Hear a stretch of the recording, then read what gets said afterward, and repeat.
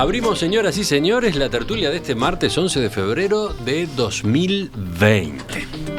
Hoy mesa de análisis político. Estamos con Fernanda Boidi, buen día. Buenos días. A su lado, Daniel Chaschetti, ¿cómo te va? ¿Qué tal? ¿Cómo están? Vamos al otro lado de la mesa, los que miran a la Plaza Independencia. Diego Luján, buen día. Buenos días, ¿qué tal? Y para terminar, Adolfo Fito Garcés. Me gusta mirar lejos allá, el horizonte. Hoy está raro Fito, ¿no? Vino con un look distinto. Sí, tengo una vaca. No. En el living de casa. No, viste el pelo, ¿no? Vino más engominado que de costumbre. Sí. Acostúmbrense porque este es mi look 2020. Bueno. Y acostúmbrense porque voy a hablar durante 20 años sobre calidad de la democracia. Perfectamente. Vamos al primero de nuestros temas. Ronca Daniel Chaschetti. El Frente Amplio cumplió 49 años el miércoles pasado y lo celebró con un acto en Fraiventos. En Montevideo, mientras tanto, en la huella de Sereñi, hubo otra conmemoración donde hablaron los 3 candidatos a intendente luego de que el plenario departamental aprobara las listas de suplentes. Durante su discurso en Río Negro, el presidente de la coalición, Javier Miranda, sostuvo que a partir del 1 de marzo, cuando Luis Lacalle Pou asuma el gobierno, el Frente Amplio va a construir la garantía de la democracia. Sin duda, el desafío mayor para nosotros significa la defensa de aquellos derechos conquistados en 15 años de profundas transformaciones en el Uruguay, donde generamos un Uruguay mucho más igualitario, lo dicen todos los índices que respaldan nuestra gestión, y que aparecen desafiados por un conglomerado de 5 partidos que intentan unirse. Los unió la vocación de sacar al Frente Amplio del Gobierno Nacional, no los unió un programa común y ahora aparecen entonces en el escenario las propuestas políticas concretas. En este contexto, con este escenario, el Frente Amplio volviendo a la oposición, con 50 años a cuestas, ¿quién y cómo conduce a esa fuerza política? ¿Dónde está el poder hoy? ¿Cómo se distribuye el poder entre los sectores? ¿Qué dicen ustedes? ¿Cómo lo están viendo? Con un gran signo de interrogación, así mi primera reacción es replicar tu pregunta, Emiliano. Creo que no lo tenemos, yo al menos no lo tengo del todo claro. Tal vez una línea es, bueno, si el poder vuelve a las bases, si el poder vuelve al territorio, y veremos qué pasa con los resultados de las elecciones departamentales y municipales que se nos vienen, ¿no? Está claro que para el Frente es una nueva realidad, pero es primera vez oposición luego de haber sido gobierno, y quedan como varias preguntas, ¿no? ¿Qué va a pasar con el Frente para adentro y qué va a pasar con el Frente hacia afuera? Es decir, ¿cómo va a procesar este nuevo rol de oposición a nivel nacional? Y me parece que tal vez tengamos que pensar en los frentes, ¿sí? En que tal vez no haya un único modo de ser y de hacer oposición dentro del Frente Amplio. Está bueno eso. Tal vez distintas facciones, distintos liderazgos asuman modos de ejercer la oposición diferente, y bueno, y habrá que ver cómo se procesa eso, pero me parece que es algo que cabría esperar, no necesariamente una oposición monolítica. ¿Quién sigue? ¿Chaschetti? En el Uruguay los partidos políticos no tienen jefes, sino que tienen múltiples liderazgos, son un elenco como un Estado Mayor. Siempre está distribuido el poder, o sea, no hay concentración del poder, y yo creo que el Frente Amplio es tal vez el caso extremo, porque además de tener sus típicas fracciones, tiene la estructura de comités de bases que funcionan como un equilibrio. Hay una investigación reciente de Rafael Piñeiro, Verónica Pérez y Fernando Rosenblatt, donde ellos muestran que en varios temas cruciales las bases, en lugar de alinearse con sectores, terminaron generando una solución diferente. Por tanto, a mí me parece que en el Frente Amplio, al igual que en los otros partidos, el poder está difuso. Hubo épocas distintas, ¿no? La época de Sereñi marcó una verticalidad mayor, no digo absoluta, ¿no? Cuando el poder estaba concentrado y el liderazgo era muy vertical, siempre fue desafiado. Entonces, me parece que el Frente Amplio se adapta a la histórica pauta de los partidos uruguayos. La gran pregunta es, bueno, ¿cómo cómo va a reaccionar este organismo, esta estructura tan compleja a la alternancia, ¿no? Porque acá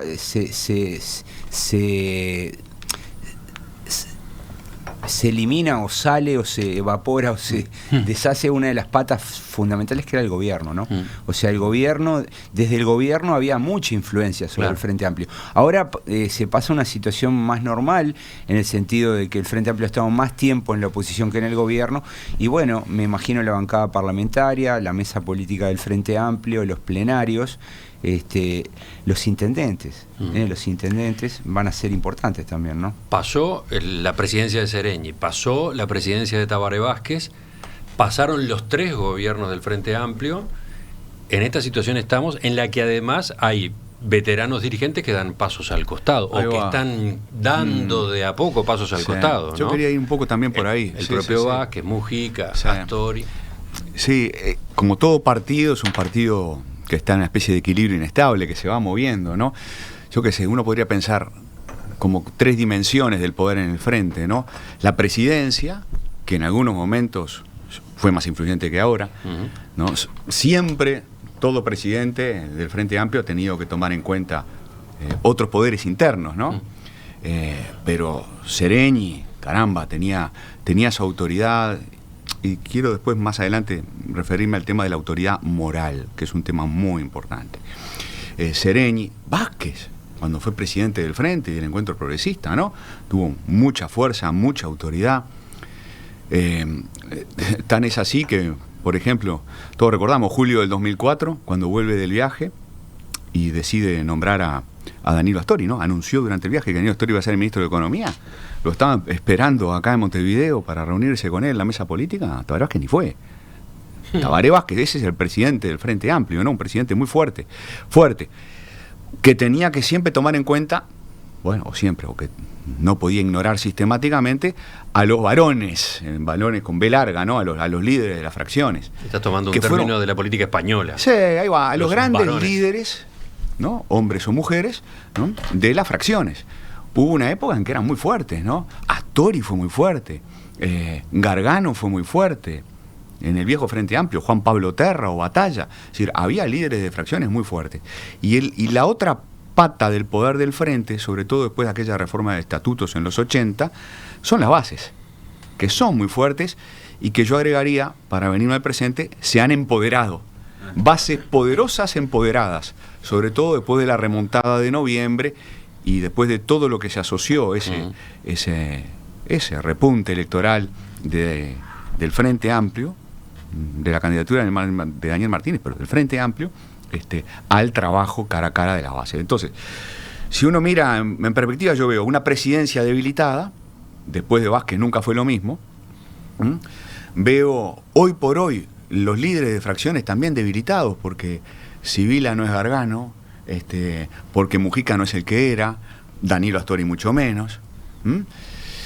Y uno podría seguir, ¿no? Y hay en el Partido Comunista lo mismo. También, ¿no? Hay algunos liderazgos emergentes y bases fortalecidas. Entonces, ese esquema plural, como dice Daniel Chaquetti, ese esquema plural que siempre tienen los partidos políticos, hoy por hoy en el Frente, más plural que nunca. Diego.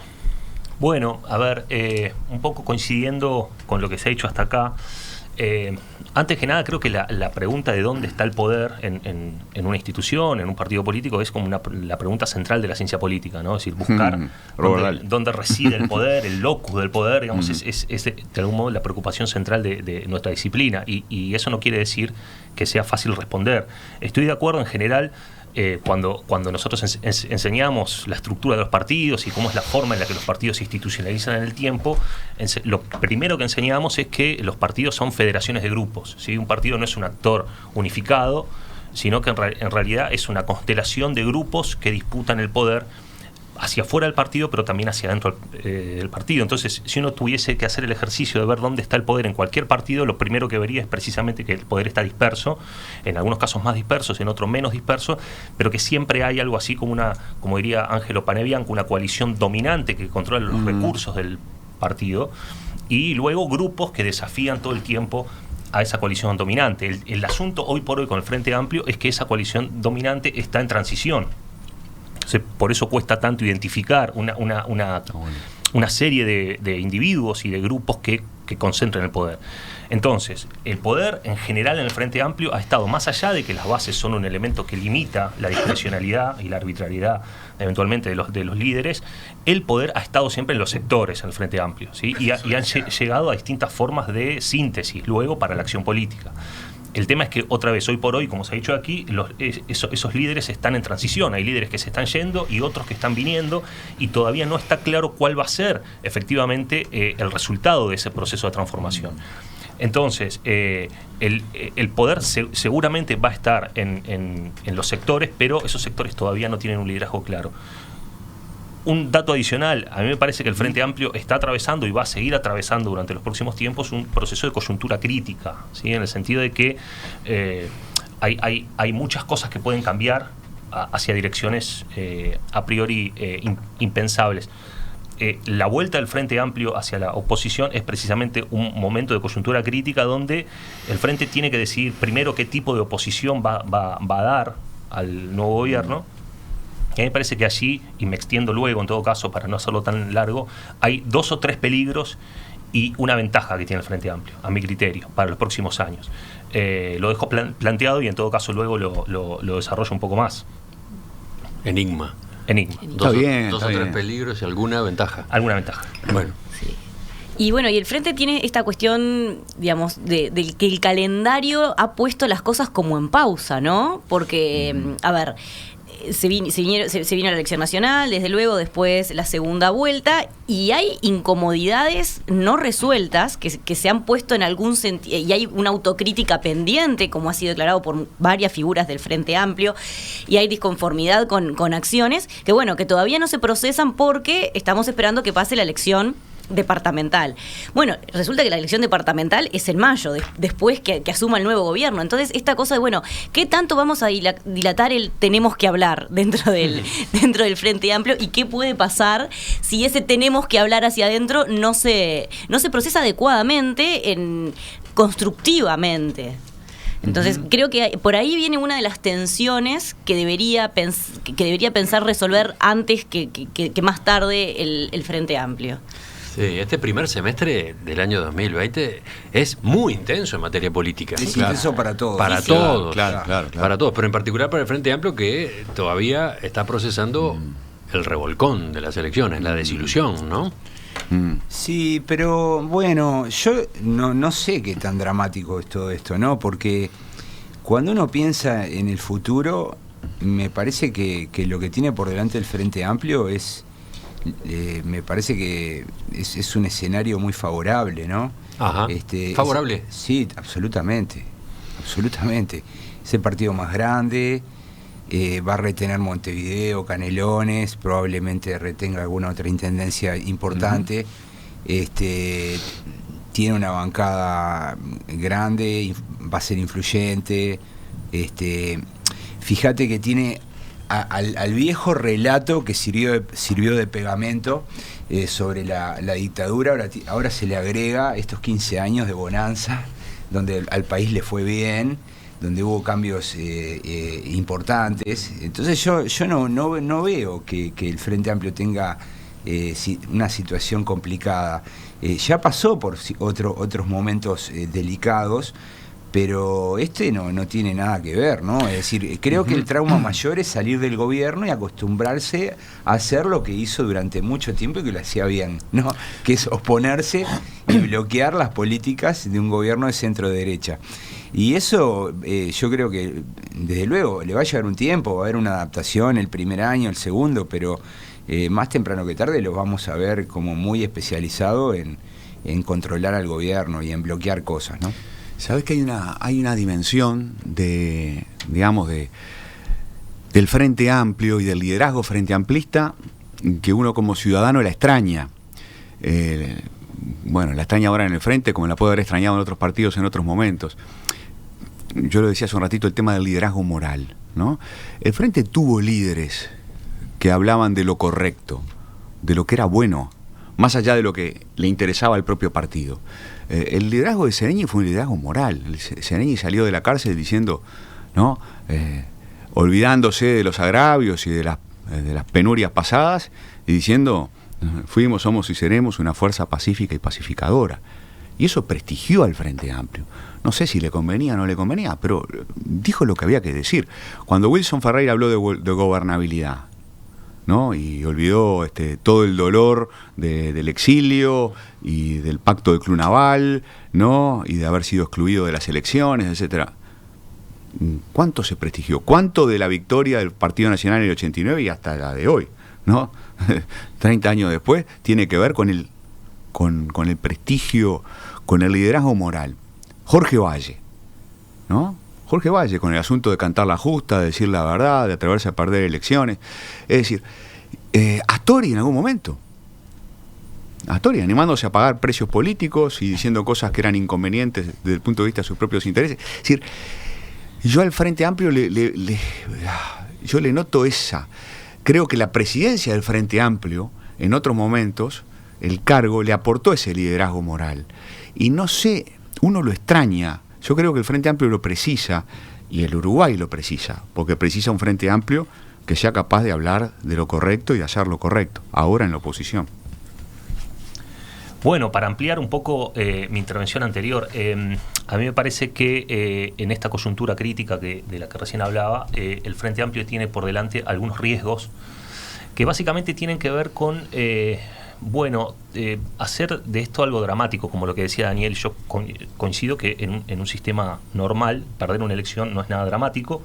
Las democracias sólidas están basadas en la posibilidad cierta de perder una elección y que todo siga. Y a mí me parece que ahí uno de los riesgos es asociar ese dramatismo a cambios bruscos o cambios drásticos en la estrategia de acción política, ¿no? Ese es uno de los principales riesgos que yo veo que tiene el Frente Amplio por delante. Es decir, hacer modificaciones severas o en su estructura interna o en su estrategia de acción política que no reflejen que lo que efectivamente la situación amerita, que es simplemente perder una elección y estar en la oposición, un periodo, 2 periodos, los que sean necesarios. El Frente Amplio ya estuvo efectivamente mucho tiempo en la oposición, entonces eso llevaría a un riesgo que sería algo así como la dilución de la marca del Frente Amplio. Y otra cosa que en ciencia política usamos bastante es este concepto de cuando los partidos diluyen su etiqueta. La vacían de contenido programático y ideológico, en general por responder de manera exagerada o de manera inadecuada a las coyunturas que enfrenta, ¿sí? Esto ha pasado en muchos otros partidos, algunos de los cuales los tenemos muy cerca, como la Unión Cívica Radical en Argentina, que no fueron capaces de sortear exitosamente los desafíos de la alternancia política, entre otras cosas, ¿sí? Entonces, si el Frente Amplio diluye su marca, es decir... ¿Cómo ocurriría eso? Un ejemplo. Bueno, a ver, si el Frente Amplio opta por hacer una oposición que no reivindique sus propios principios ideológicos y programáticos, entonces habrá transformado buena parte de su identidad y se habrá transformado en un partido simplemente oportunista, buscador de cargos y buscador de votos, que todos los partidos lo son, pero a expensas, digamos, de su propia identidad programática e ideológica. Y a mí me parece que eso sería un problema, no solamente para el Frente Amplio, sino para la democracia. Totalmente. En Uruguay. Si uno ata esto a otros fenómenos, como son, a ver, desde la última campaña electoral, que todavía estamos transitando porque hay elecciones subnacionales en unos meses, ha habido algunos fenómenos de personalismo y de repliegue, digamos así, de los partidos políticos en tanto principal herramienta de acción política, que a mí me dan alguna pauta de que hay riesgos. ¿Ejemplos de nuevo? Bueno, otra vez ejemplos: la irrupción del general Manini Ríos, la irrupción del economista Talvi, la irrupción antes de Sartori, la forma incluso en la que el Frente Amplio procesó sus candidaturas y las fórmulas en la nominación para la vicepresidencia. A mí me parece que son indicios de estrategias que no tienen a los partidos políticos en el centro de la acción, sino que hay estrategias personales, ¿sí? Y a mí me parece que eso en el futuro, si el Frente Amplio opta por seguir esa línea, en donde hay personalismos más que digamos, vínculos de tipo programático o ideológico, entonces a mí me parece que allí puede haber problemas. Por último, puede haber problemas, digo, para el Frente Amplio y también para el sistema, ¿no? Como ya quedó claro. Una ventaja que tiene el Frente Amplio en toda esta coyuntura es que es un partido que ya ha cumplido casi 50 años y que por por fortuna para el Frente Amplio, se institucionalizó desde la oposición. ¿Sí? A mí me parece que eso es una reserva que tiene el Frente Amplio, porque los partidos que se institucionalizan desde el gobierno, o que no se institucionalizan de ninguna forma, pero digamos aquellos que se institucionalizan desde el gobierno, perder el gobierno supone perder su principal fuente de... Ejemplo, Partido Colorado.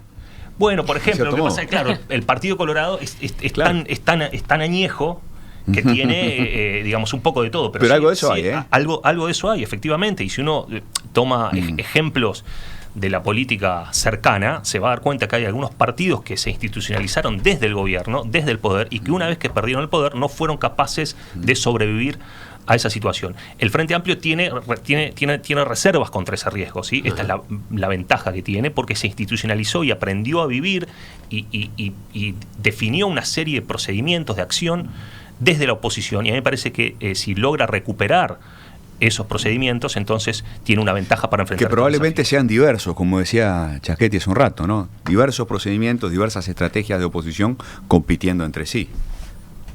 Sí, bueno, pero va a haber oposición y acá Claro. el perro, eso es lo que me imagino. Es lo que da resultado. Pero acordate por ejemplo... Quien piense que el Frente Amplio va a ir a colaborar con la calle Pou está Pero bastante mirá, equivocado. no, entiendo lo que decís. Bueno, pero hay modos y modos de hacer Acordate de oposición, ¿no? Jaime, ¿no? De Jaime Jaffe y su Al Centro y Adentro, ¿no? Su tesis de maestría. Cuando Jaime decía, la estrategia del Frente terminó siendo óptima porque, en verdad, sí, se moderó programáticamente, pero había distintas maneras. Una cosa era Astori y otra cosa era Vázquez, y competían por el liderazgo de modos distintos, vinculándose de modo diferente también con los gobiernos de colorados y blancos, y eso a la larga benefició al Frente, tener como dos estrategias distintas. Uno podría preguntarse, ¿el Frente Amplio tendrá una sola o tendrá varias? Yo no tengo la respuesta, capaz que como decís vos, Dani, y termina teniendo una, predomina una, no lo sé. Dejamos acá.